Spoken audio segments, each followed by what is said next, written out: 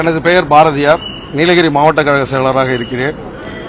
2017 தாயின் தலைமகன் ஐயா OPS அவர்களுடைய தர்ம யுத்தத்தில் பங்கேற்று தொடர்ந்து அவர் பின்னால் அணிவகிக்கின்றோம். இன்றைய தினம் மாவட்ட கழக செயலாளர்கள் கழகத்தை எவ்வாறு வழிநடத்த வேண்டும், நடைபெறவுள்ள 2026 சட்டமன்ற தேர்தலிலே நாம் களப்பணி எவ்வாறு ஆற்ற வேண்டும் என்று எங்களுடைய கருத்துக்களை, தொண்டர்களின் தலைவனான ஐயா OPS அவர்கள் எங்களிடத்தில் கேட்டார்கள். அதன் அடிப்படையிலே NDA கூட்டணியில் தமிழகத்தில் நடைபெறவுள்ள தேர்தலுக்கு எடப்பாடியாரின் தலைமையில் தேர்தல் களம் காணுவதாக பாரதிய ஜனதா கட்சியினுடைய மாண்புமிகு உள்ளாட்சித்துறை அமைச்சர் அமித்ஷாஜி அவர்கள் கூறியுள்ளார்கள். எங்களுடைய தொண்டர்கள் உரிமை மீட்பு குழு என்பது எடப்பாடியிலிருந்து தொண்டர்களுடைய உரிமையை மீட்பதற்கு தொடங்கப்பட்ட இந்த அணியாகும். அதில் அந்த கண்டென்ட்டே அடிபடுவதால் நாம் NDA கூட்டணியிலே தொடர்வது குறித்து ஐயா அவர்கள் நல்ல முடிவை தொண்டர்களுக்காக எடுக்கப்பட வேண்டும்.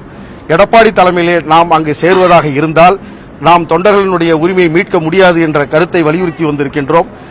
ஐயா அவர்கள் தொண்டர்களால் தேர்ந்தெடுக்கப்பட்ட 2026 வரலையும் தேர்தல், உள்கட்சி தேர்தலில் கழக ஒருங்கிணைப்பாளர், இணை ஒருங்கிணைப்பாளர் 26 வரலையும் செல்லுன்றத தீர்ப்பின் அடிப்படையில் தேர்தல் ஆணையம் தீர்ப்பு கூறு இருக்கின்ற நிலையிலே புதிதாக அவரை எடப்பாடி தலைமையிலே தேர்தல் களம் காண NDA கூட்டணி அறிவித்துள்ளதால் நாம் NDA கூட்டணியில் தொடரலாமா வேண்டாமா என்பதை ஐயா அவர்கள் தொண்டர்கள் விருப்பத்திற்கேற்ப முடிவெடுக்க வேண்டும் என்று நாங்கள் கூறி வந்திருக்கின்றோம்.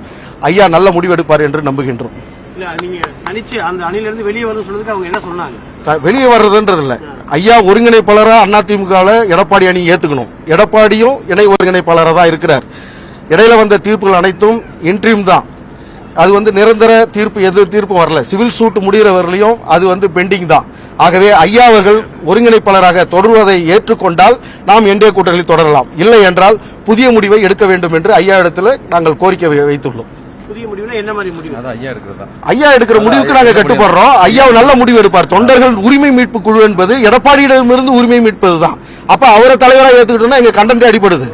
எங்களை ஜாயின் பண்ண வைக்கிறதுக்கெல்லாம் நாங்கள் அனுமதிக்க கூடாதுன்னு சொல்லியிருக்கோம். அப்படியே வாங்க நாங்க ஒரு 5 சீட்டு தரோம் 10 சீட்டு தரோன்றதுக்கு அனுமதிக்க கூடாது. எங்களுக்கான உரிமையை தொண்டர்கள் தேர்ந்தெடுக்கணும். பொதுச்செயலாளரை தொண்டர்கள் தேர்ந்தெடுக்கணும் தான் கழகத்தினுடைய நிறுவன தலைவர் புரட்சி தலைவர் அவர்கள் உருவாக்கி இருக்கிறார். அதன் அடிப்படையில் தொண்டர்கள் தேர்ந்தெடுக்கப்பட்டவர் ஒருங்கிணைப்பாளர், இணை ஒருங்கிணைப்பாளர், அது 26 வரலையும் செல்லும். அந்த அடிப்படையில் நமக்கு ஐயா ஒருங்கிணைப்பாளராக அனைத்து இந்த அண்ணா திராவிட முன்னேற்ற கழகத்துக்கு ஒருங்கிணைந்த அதிமுகவுக்கு ஐயா ஒருங்கிணைப்பாளராக வரும் பட்சத்தில் அவர்கள் 10 சீட்டு இல்ல, சீட்டே கொடுக்கறதுனால நாங்கள் அதுக்கு உறுதுணையா அதிமுக வெற்றி பெற தமிழகத்தில் 26 பாடுபடுவோம். ஐயா ஒருங்கிணைப்பாளராக வரணும். அது மட்டும் தான் எங்களுக்கு கண்டென்ட். OPS ஏத்துக்காதவங்க அதிமுக எடப்பாடியை விரட்டடி போனாங்க.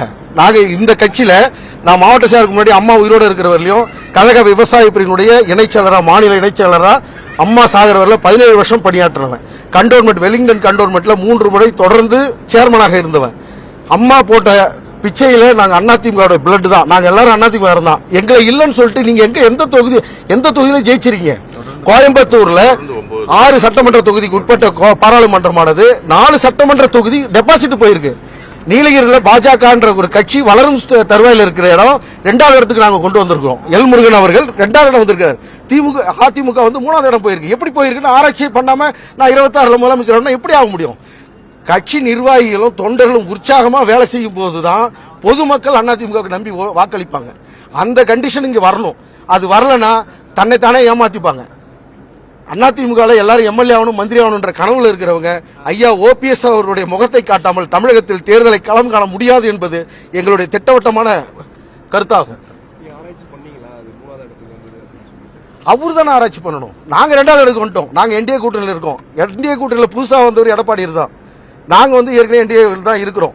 அப்ப தலைவர் யாருன்றத எல்லா கூட்டணி கட்சி தலைவர்களும் சேர்ந்து பண்ணியிருக்கணும். அமித்ஷாஜி அவர்கள் எடுத்த முடிவை நாங்க எங்க மனசார எங்களுக்கு வருத்தம் தெரிவிக்கிறோம்.